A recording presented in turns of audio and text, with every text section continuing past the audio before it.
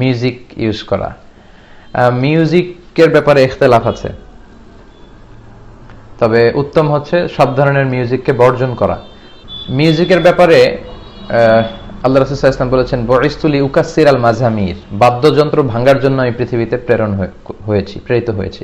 আবার ইবনে মাসউদের কওল হচ্ছে, আল গিনা ইউমবিতুন নিফাক, এই সমস্ত গান বাজনা এগুলো অন্তরে নেফাকি তৈরি করে, স্রষ্টার স্মরণ থেকে আপনাকে গাফেল করে দেয়।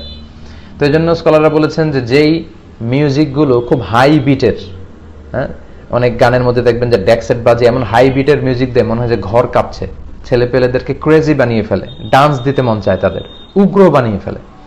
এগুলো আসলে আল্লাহর স্মরণ থেকে মানুষকে গাফেল করে ফেলে, এগুলো কোনোভাবেই জায়েজ হতে পারে না। তবে স্কলাররা যেটার ক্ষেত্রে ফ্লেক্সিবিলিটি দিয়েছেন সেটা হচ্ছে মাইল্ড মিউজিক, যেখানে কণ্ঠের বিষয়টাই প্রাধান্য পাবে, আর কণ্ঠের পেছনে হালকা কিবোর্ডের টিউন থাকতে পারে, হালকা সামান্য রিদম থাকতে পারে। মাইল্ড মিউজিকের ব্যাপারে অনেক স্কলাররা এটাকে পারমিসিবল বলেছেন, যে এই জাতীয় মিউজিক শুনলে হয়তো তার মনের মধ্যে উগ্রতা, ক্রেজি ভাব এটা তৈরি হবে না।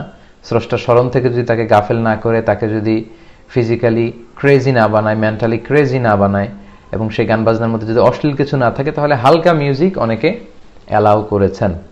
তবে to be in the safer side, safe জোনে যদি কেউ থাকতে চান, তাকে নাশিদ বর্জন করতে হবে। আমি পার্সোনালি খালি গলায় নাশিদ গাওয়া ইসলামিক গানকে প্রমোট করতে পছন্দ করি। এতে তার গলাটা কেমন, সুর তাল লয় কেমন, এটা বোঝা যায়। মিউজিক সব কিছুকে উল্টাপাল্টা করে ফেলে, তো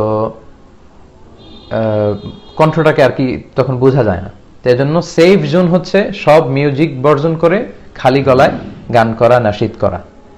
তবে ইখতিলাফপূর্ণ যেটা, সেটা হচ্ছে হাই বিটের মিউজিককে নিষেধ করা হয়েছে, আর হালকা মিউজিক যদি হয় সেটা অনেক স্কলাররা পারমিসিবল বলেছেন। আল্লাহু আ'লাম।